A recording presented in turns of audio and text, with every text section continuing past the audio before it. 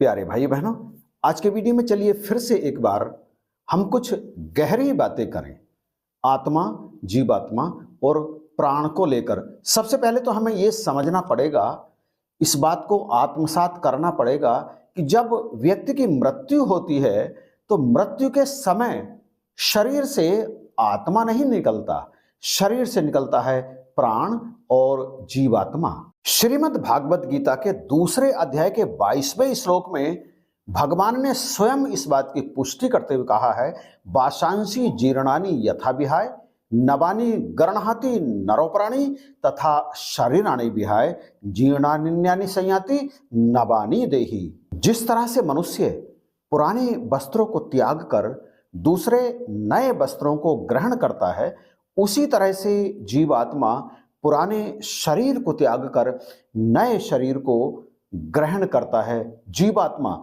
यहां भगवान ने स्पष्ट कहा है जीवात्मा, और आत्मा कहीं आता जाता नहीं है, यह अजन्मा है, इसका कभी भी जन्म नहीं होता, ना यह कभी मरता है, ना ही यह जन्म लेकर फिर से होने वाला होता है। यह अजन्मा है, सनातन है, पुरातन है, नित्य है। शरीर के नष्ट होने पर भी इसका नाश नहीं होता। न जायते मर्यते बा कदाचिन्नायम भूतबा भविता बा न भूयः अजो नित्य शाश्वतोयम पुराणो न हन्यते हन्यमाने शरीरे। श्रीमद् भागवत गीता के इस श्लोक में भगवान यही बात कह रहे हैं। आत्मा तो स्थिर है, अचल है, चलता नहीं है, आता जाता नहीं है, फिर इसका संचालन किसी तरह से भी नहीं होता। ये तो सनातन है, पुरातन है, नित्य है, अदाह्य है, अक्लेद्य है, अशोष्य है। आत्मा बिल्कुल स्थिर है और सब में सर्वव्यापी है। इसलिए आत्मा न शरीर से निकलता है और ना ही शरीर में आत्मा जाता है। भगवान कहते हैं अछेद्यो अयम दाह्यो अयम क्लेद्यो अशोष्य एव च नित्य है, सर्वगत है, स्थाणुर चलो अयम सनातन है। जीव और आत्मा दोनों अलग अलग हैं। जीव है ईश्वर अंश, ईश्वर अंश जीव अविनाशी चेतन अमल सहज सुख राशि। लेकिन जब इस जीव में आत्मा आ जाता है, यानी मैं आ जाता है, तो फिर यह जीवात्मा कहलाने लगता है।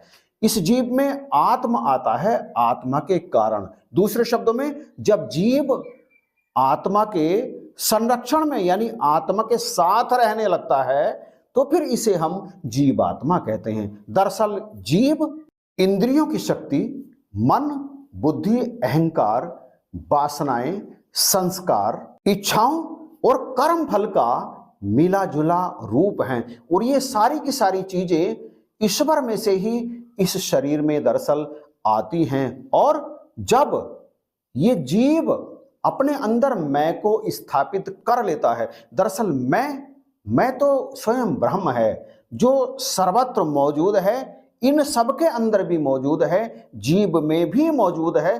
लेकिन जीव में मौजूद होकर के जब ये मैं को आत्मसात कर लेता है, तो फिर ये जीवात्मा बन जाता है, और जीवात्मा बनते के साथ ही इसका संबंध, कनेक्टिविटी इसकी ब्रह्म से यानी आत्मा से टूट जाती है। ये अपने आप को मैं ही समझने लगता है, और इसलिए इसका एक स्वतंत्र अस्तित्व बन जाता है।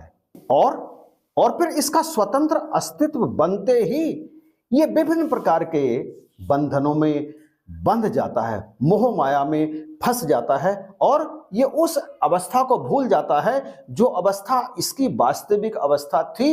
ये मैं को खुद समझने लगता है, मैं को ये अपना आप समझने लगता है, और इस तरह से ये तमाम प्रकार के जन्मों के चक्कर में फंस जाता है। एक योनि से दूसरी योनि, दूसरी योनि से तीसरी योनि, इसी तरह से ये लगातार भटकता रहता है, और तब तक भटकता रहता है जब तक ये इस बात को नहीं जान लेता कि इसके अंदर का जो मैं है, जिसके कारण ये जीव जीवात्मा बना, वो मैं ये स्वयं नहीं है, वो मैं है खुद ब्रह्म। जब तक इस बात का पता नहीं चल जाता, आत्म साक्षात्कार यानी अपना इंटरव्यू ये स्वयं ही लेना आरंभ नहीं कर लेता और आत्मज्ञान इसे नहीं हो जाता, तब तक ये अपने आप को जीव ही मानता है और बंधन में लगातार बंधता रहता है, भटकता रहता है। और जैसे ही किसी पूर्ण सतगुरु के सामने जाकर इसे अपनी वास्तविकता का पता चलता है कि वास्तव में मैं नहीं तू हूं, ब्रह्म हूं, जब ये बात इसे पता चल जाती है तो उस बात के पता चलते ही ब्रह्म इसके सामने प्रकट हो जाते हैं और उसी क्षण ये जन्म जन्मांतर के बंधनों से छूट जाता है। परंतु कब? जब ये अपने आप को मैं मानना बंद कर दे। लेकिन यदि ज्ञान प्राप्ति के बाद भी ये अपने आप को मैं ही समझता है, ब्रह्म नहीं समझता और वासनाओं के वशीभूत होकर शेष यात्रा करता चला जाता है, तब भी ये बंधन मुक्त नहीं होता और मोक्ष को प्राप्त नहीं होता। उन्हीं योनियों में निरंतर भटकता रहता है, दुख भोगता रहता है। हम सभी को यहाँ पर एक बात जरूर जाननी चाहिए कि इस शरीर में जीवन केवल जीवात्मा के कारण नहीं होता। इस शरीर में जीवन होने के लिए दो प्रमुख कारक हैं और वो दोनों कौन हैं? जीवात्मा और प्राण। इन दोनों के संयोग से ही शरीर में जीवन रहता है। जैसे ही शरीर से प्राण निकलते हैं, जीवात्मा भी प्राण के साथ साथ शरीर से निकल जाता है। प्राण आगे, जीवात्मा पीछे। आप सभी जानते हैं कि मृत्यु के तुरंत बाद शरीर ठंडा नहीं होता, क्योंकि मृत्यु के तुरंत बाद जैसे मृत्यु होती है प्राण निकलता है और प्राण के पीछे पीछे जीवात्मा निकलता है। जब जीवात्मा शरीर से निकल जाता है तब शरीर ठंडा पड़ना आरंभ होता है। प्राण वह है जिसके होने से यानी जिसके शरीर में होने से श्वास आती और जाती है। हर प्रकार के अलग अलग प्रकार के प्राणियों में प्राणवायु अलग अलग होती हैं। जैसे पौधों में कार्बन डाइऑक्साइड प्राणवायु है और मनुष्य में ऑक्सीजन प्राणवायु है। ऑक्सीजन और कार्बन डाइऑक्साइड का शरीर में आना जाना प्राण के कारण होता है। प्राण हैं तो ये आती जाती हैं, प्राण निकल जाते हैं जैसे ही, वैसे ही इनका आवागमन बंद हो जाता है। और जब तक शरीर में प्राण हैं तब तक हमारा कर्तव्य बनता है कि हम शरीर को स्वस्थ रखें। शरीर स्वस्थ होने पर ही हमारी श्वसन प्रक्रिया सही चलती है। शरीर में जैसे ही अवरोध आता है, कोई बीमारी आती है, कोई परेशानी आती है, कमजोरी आती है, तो हमारे सांस की लय जो है वो अवरोध, उसमें अवरोध आ जाता है, उसमें रुकावट आ जाती है। तो हमारा परम कर्तव्य बनता है कि हम अपने शरीर को सदा स्वस्थ रखने का प्रयास करें। परंतु बावजूद इसके एक अवस्था ऐसी आती है कि आप अपने शरीर को कितना ही स्वस्थ रखने का प्रयास करें, उस उम्र में जाकर शरीर में अपने आप ही कमजोरी आनी आरंभ हो जाती है।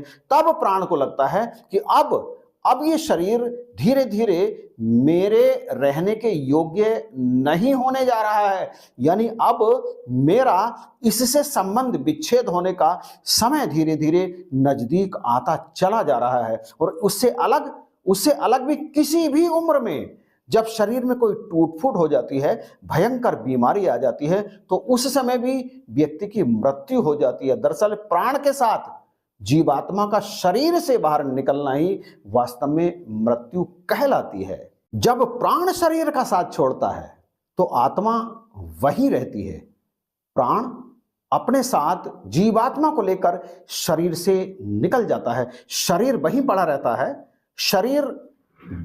रहता है और आत्मा भी वहीं रहती है, परंतु जीवात्मा को साथ लेकर प्राण शरीर से बाहर निकल जाता है। दरअसल प्राण, शरीर, आत्मा और जीव के बीच का एक सेतु है। आत्मा कहीं आता जाता नहीं है, वो तो वहीं पर मौजूद रहता है। बस प्राण शरीर से निकलते हैं और प्राणों के पीछे पीछे जीवात्मा शरीर से बाहर निकल जाता है दूसरी योनियों में जाने के लिए। और शरीर से प्राण निकलकर ये प्राण तो महाप्राण में मिल जाता है, यानी अपने निज रूप में, क्योंकि इसे प्राण को अपने निज रूप का ज्ञान होता है। परंतु जीवात्मा को अपने निज रूप आत्मा का ज्ञान नहीं होता, इसलिए ये फिर से किसी दूसरी योनि में जाने के लिए भटकता रहता है। जीव जीवन का कारक है और ये जीव ही विभिन्न शरीरों में जाकर के नई नई देह धारण करता है और कर्म बंधन में निरंतर बंधा रहता है। अब चूंकि जीवात्मा के साथ मन भी तो होता है, वो जो शरीर से बाहर निकलती है जीवात्मा, तो उस मन में जो इच्छा बनती है वो इच्छा चित्त में जाकर संस्कार बन जाती है और वो संस्कार उसमें दृढ़ हो जाते हैं और मन के साथ उसी समय उसकी अगली योनि का निर्धारण हो जाता है। परंतु वो अगली योनि तुरंत मिल जाए ऐसा बिल्कुल भी नहीं है। कुछ को तुरंत मिल जाती है और कुछ को मिलने में बहुत टाइम भी लग जाता है, परंतु तय उसी समय हो जाती है जो उसके अंदर संस्कार बनते हैं। भगवान कहते हैं कि यदि उस समय यानी प्राण छोड़ते समय जीवात्मा में यदि मेरा ध्यान रहता है तो वो मुझी को प्राप्त होता है। अंत काले छ मामेव स्मरण मुक्तवा कलेवरम यह प्रयाति स मदभावम याति नास्त यत्र संशय है। अर्थात जो पुरुष अंत काल में मेरा स्मरण करता हुआ शरीर को त्याग जाता है वो मेरे ही स्वरूप को प्राप्त होता है। हे अर्जुन, इसमें तनिक भी संशय नहीं है।